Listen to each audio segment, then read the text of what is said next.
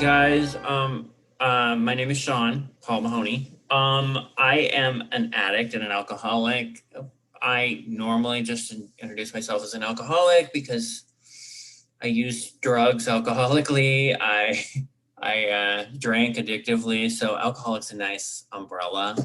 They don't have an everything's anonymous, but if they did, that's where I would totally belong. Um, I started drinking and using, I'm just going to get right into it. I started drinking and using when I was 14. As you noticed, I have a very Irish last name. So, all the cliches about having alcoholism in your family, like shake my family tree and get hit by bottles, 100% true for me. Alcoholism doesn't run in my family, it does a jig. Yeah, so it was kind of like stacked against me. Also, oh, the other side of my family is Swedish. In addition to IKEA and ABBA, Swedes are famous for really bad mental health. So I got depression too. So I really won the genetic lottery in that sense. My dad was an alcoholic growing up. It was one of those chaotic childhoods of like, okay, am I gonna go home and it's gonna be fucking chill and I'm gonna be able to watch MTV in peace, or is my dad gonna like be drunk and throw all of my shit on the lawn? Like it was very stressful. I don't know who else grew up in that war zone, but so by the time I started drinking at 14, I needed that fucking drink. Before that, I had smoked cigarettes. Me and my friend Tanya in Golden, Colorado. Golden, Colorado, famous for delicious Coors beer, barf. We would smoke her stolen Marlboro Reds from her mom on the way to junior high. And they were disgusting and they made me feel sick and I wanted more of them all the time. And yeah, so that's where it started. And I immediately had no chill. The first time I got really drunk was with a friend of mine. We were, his name was Chance. Poor guy. It was such a lucky name and an unlucky friendship being friends with me. Chance and I drank his mom's vodka and listened to Smith's records. And I think we both blacked out. And then like later Chance and I drank and he threw up in the snow. And I remember thinking like, yes, this is like so punk rock. And I was like 14. And so immediately there was no chill. I had a arrest for stealing a bottle of peppermint schnapps at age 15 with Chance. And I always say this, but you should be arrested for stealing peppermint schnapps because it's fucking disgusting. So if you steal peppermint schnapps, they should have put me in prison at that point, like, or at least like a rehab that lasted until I was 30, like literally. It should have like the brightest neon sign my parents could have gotten, but they were very sick on their own, right? Like so it was like, oh, it's not that bad. It's like, okay, that's like a fucking cry for help, but whatever. Like when your child is stealing liquor that tastes like mouthwash, I think that's a problem. But anyway, so I gave the cops a fake address and a fake phone number. And Chance did not. And the cops came to Chance's house, and of course, he crumbled under the pressure and gave them my real phone number. So not only did I steal alcohol, but I lied to the police. Yeah, so that shining example of a human at age 14 turned into me, and and it just started there. Like that's not even the tip of the iceberg. That's like the plane that flies by the iceberg. Like it was it's so deep and for so long. I you know, I feel like my thinking was always very creative, but the flip side of that is that it was always really dark. And so the dark side was lightened, and I suffered a lot of trauma. My dad was physically abusive. I was bullied a lot. Um, and then dealing with depression, like the way that I coped and self-medicated was through drugs and alcohol. And it fucking worked for a long time. I'd be lying if I said it didn't work. And it was fun for a long time. You know, I went to a lot of clubs. It was always usually based around music and seeing bands, later going to raves and doing so much ecstasy that it stopped working. But like, it was all kind of based in that. And I'm not like a huge fan of reality, you guys. Like, it's not my favorite thing. I sort of fucking hate it. So yeah, what a bummer when you get sober. It's all reality all the time. Cool. But yeah, so drugs and alcohol really provided that. And it worked until it didn't. I will note that like I love when people say like my using career or my drinking career. Like, what a great career. I retired from it and I didn't even like fucking get a gold watch or anything. But yeah, like my drinking career lasted a very long time. And so if I was to talk about every like shit show that drinking and using caused me, we would need like, I'd have to cancel the rest of my Zoom meetings for the day. So I'll fast forward because I want to talk about what Aaron brought me here to talk about. But I got sober in 2009 in Los Angeles at age 36. So some 22 years later after I started using. And in that time frame, there was like little sprinkles of sobriety, but they were like sobriety in italics, right? Like it was sobriety, but I was still smoking a shit ton of weed, or sobriety, or I was like maybe stealing benzos from people, or sobriety, but I would just do cocaine at work. Like everybody does cocaine at work. But so, yeah, it was really it was around this time of year. I got sober in, my sobriety date is January 2nd, 2009. And so this time of year is fucking delightful. It's like Christmas music and PTSD. What a combo. And so I got evicted. That was one of the things that happens to me when I drink and use, you guys, is like I get evicted like a lot. I think I have like 5 evictions. I never figured out that like landlords in Los Angeles were not that crazy about me not paying my rent and just spending my money on booze and cocaine. Like, how rude. They should have been lucky to have me live there. How dare they kick me out? But yeah, so that happened a lot. And after the last eviction, I had hit a real rock bottom, and I called my sister, whose birthday is on January 2nd, the poor woman. Nobody ever wants to celebrate her birthday. It's like after the holidays. Like as a kid, people were like, here's a card with $5, bye. But so I called her, and she'd been sober for like 5 years at that point. And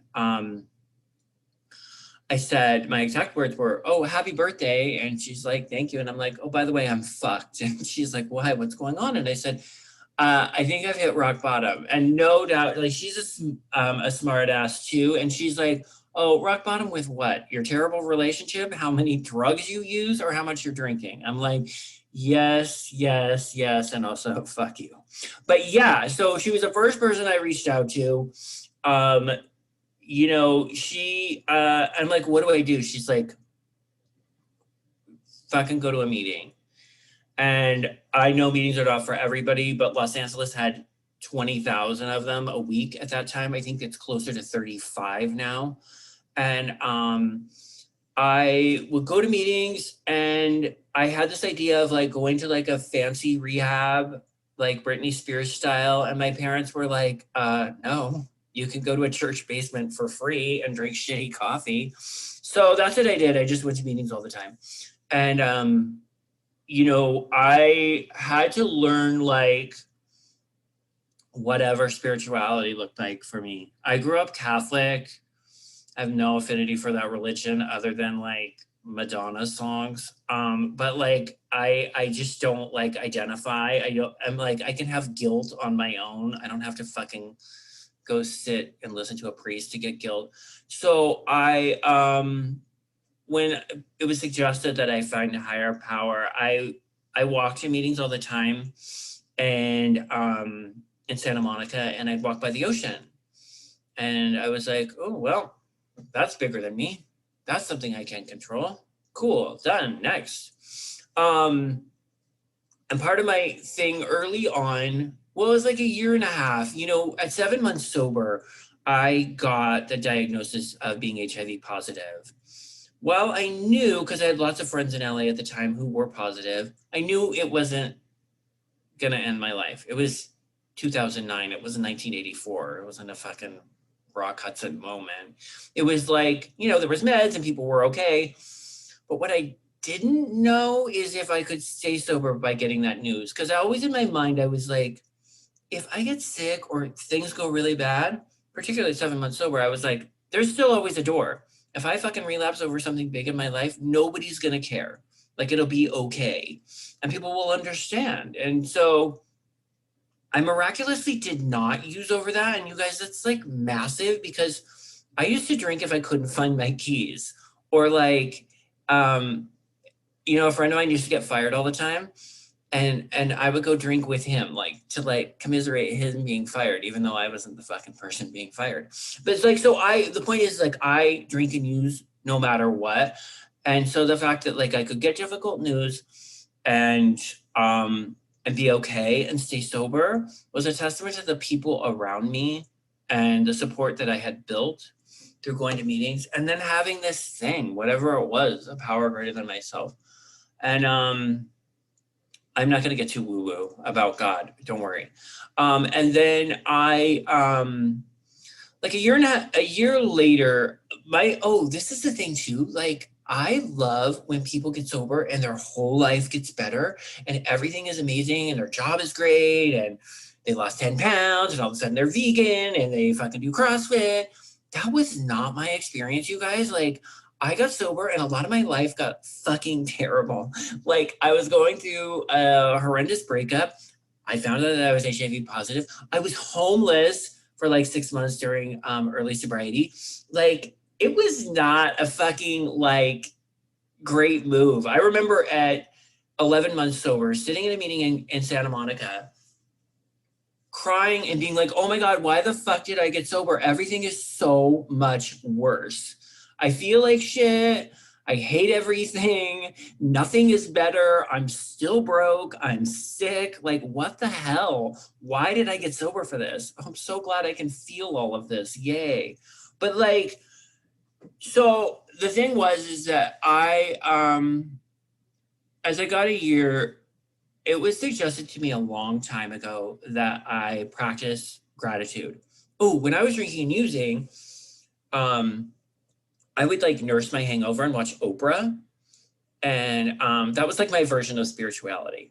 Like, that was like my version of going to church. Like, she'd talk about like a handbag and then also talk about like meditation. And I'm like, yeah, that's basically like God. So I would, I'd watch Oprah hungover. And one time she talked about how she would, and I think there was even like, sometimes Oprah would have like that corny, like reenactment footage of her doing something or something at her house. And there was like her at her house and her little dogs, and she's pulling out a notebook and she's writing things down. And what she was doing is making a gratitude list. And Oprah's telling you, like, this is how you make a gratitude list. And this is how it's like changed my life and blah, blah, blah, blah, blah. And I was like, okay, cool. Well, I thought that was a great idea. I was still using at the time and I didn't really practice it, but I told other people they should do it. I'd be like wasted and be like, you know what, you should like make a gratitude list, even though I'd never fucking done it. So flash forward to a year later, I started doing it. And alcoholically at first, because I don't do anything in moderation, you guys. I was like writing like 25 things every single day and I had to make sure they were different. I was also at the point where I was meditating alcoholically too. I was going to this meditation meeting in Silver Lake. For the main reason is because the dudes there were really cute. I'm not gonna lie. It wasn't about like enhancing my spiritual life. It was about like the dudes there were really hot. But the byproduct of that is I learned how to meditate at that stupid meeting. And so I was doing that alcoholically too. I was like meditating for 30 minutes a day and writing 25 things down that I was grateful for. I was like, okay, I'm going to fucking be able to walk on water by the end of this summer. But I was not. And eventually that practice became narrowed down, and now it's 5 things a day. And it's just like a very simple practice that I have that has carried me through. Like I said, like I've been homeless in sobriety. I've been really fucking sick. I almost died of pneumonia at like 6 years sober. I've last summer I went through a divorce. My marriage of 9 years ended. And through the entire thing, I have been able to keep doing this gratitude list. And the reason why, and it doesn't have to be a corny, like printed on flower paper or like live, laugh, love moment. Like it's like really, it's actually it's a thing that rewires your brain. I will drop the link to the article that I wrote, but there's science behind it, that it really changes your neurons and actually produces serotonin, and like there's a lot of health benefits to it. So what I had found is when times were really rough, being able to like at least think of 5 things. And sometimes one of those 5 things, you guys would be like, I'm grateful that I didn't drink. I'm grateful that I didn't slap someone. I'm grateful this fucking day is over. I'm grateful for tacos, and I'm grateful I'm going to bed. Like that's it. Like, and and the little rewiring of my brain that subtly happened has been miraculous, and it's been able to carry me through really dark moments. So particularly like 2020, right? Aaron was telling me how y'all had lost someone close to you, and I feel that on a cellular level. I am so sorry for all y'all's loss. I 2 months ago lost a friend. I'm about to get emotional, so it's all good. I lost a friend to an overdose. He was somebody that I met in meetings in Santa Monica. He would have the same amount of time sober that I do had he stayed. But he'd relapsed a bunch, and then he recently had like maybe 6 months. He overdosed, and it was horrible news, and it caused a giant ripple in our sobriety family and queer sobriety here in Portland and also in LA. And the day that he died, on my gratitude list, I wrote, I'm grateful that Dylan was in my life. And that was like the thing, right? Like I was grateful that I had that time with him. And while writing that down and living in that gratitude for his existence did not change my grief, and my grief has not gone away. What it did do is realign me and realize like how lucky I was to have loved this individual. So the thing about it as a practice is that it's pulled me through when times have been really tough. And this year that's been, let's be honest, like most every day for everyone. We're all like, this was the most bizarre thing, is that we're all going through collective loss at the same time. Collective loss and real life trauma. Like how the fuck are any of us alive after all of this happening for 9 months? Like it's insane. But what's cool is that this practice for me has really made me at least find something. You know, when everything was shut down here in Portland, I was able to I love walking. That's part of my meditation practice. I walk all over. If you follow my Instagram, it's just like me walking, taking pictures of flowers. But that really was a part of my gratitude, is being able to walk around and be grateful that the trees were in bloom, or that the leaves had started to change, or that there were rainbows, or that I even could walk, or that I never got COVID, or grateful that I didn't fucking relapse during all of this. You know, God, that is like a miracle not lost on me every single day that I've been alive this year.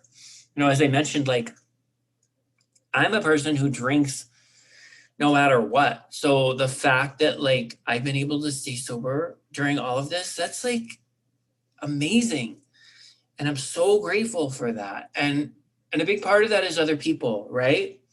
Like while we're all experiencing this collective loss and trauma, what we're also experiencing on a new level is collective support. Like we're able to reach out to more people and connect with more people in more meaningful ways than we ever have because of Zoom meetings, because of Facebook groups, because of Twitter, because of whatever we're using. And my sobriety this year and my support system has like spidered out. I spoke at a meeting, you guys, in the UK, and like I left that meeting and those people were like my fucking family. I spoke at a meeting in New York City, and it was like days after that horrific photo had surfaced of the body bags leaving the hospitals in Brooklyn. And people in that meeting were New Yorkers, hi, such badasses, but they were sharing from the heart about how they were losing so many people, and they were also afraid of this disease. It was right at the beginning. And New York got rocked really hard. And yet they were still showing up to a meeting to be there for other addicts and alcoholics and to share their honest truth. And that in the moment, or rather they had 33 years or 6 months, that like all of this was making them want to drink, but they weren't going to. And that is the magic of what we get to do now. And that's what the magic is about having the support that we have now. And I'm super, super grateful to be here. And I think we're at the like 25-ish, 26-ish minute mark. And I would love to hear from all of you. So thanks for letting me share.